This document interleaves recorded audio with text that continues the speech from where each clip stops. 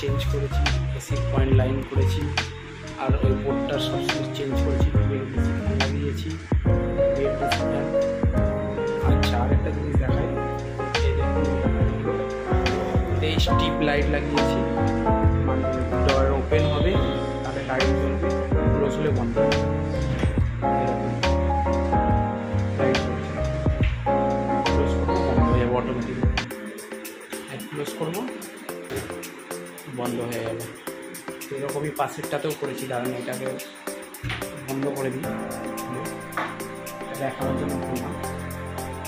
বন্ধ করবো, ব্লক হয়ে পাশেরটা দেখাই, পাশেরটা অন করলাম, মানে ডোরটাকে ওপেন করলাম, সুইচ অন হলো, সব রেডি। ডোরটাকে বন্ধ করবো, লাইন অটোমেটিক কাটাও। ওকে, যাই হোক ছিল। আর পাশে আরেকটা আছে, পাশে আরেকটা আছে,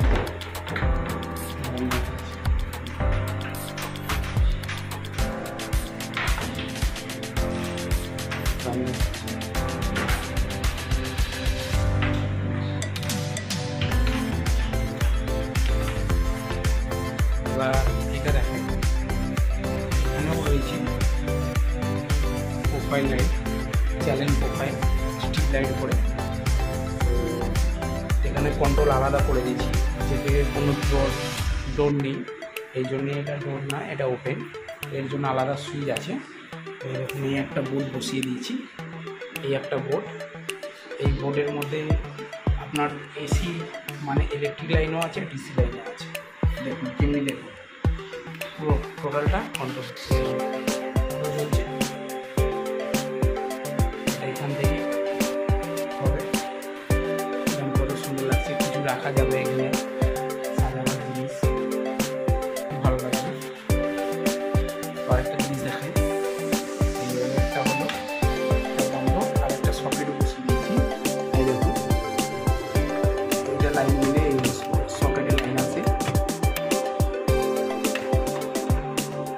একটা সকেট বসিয়ে দিয়েছি।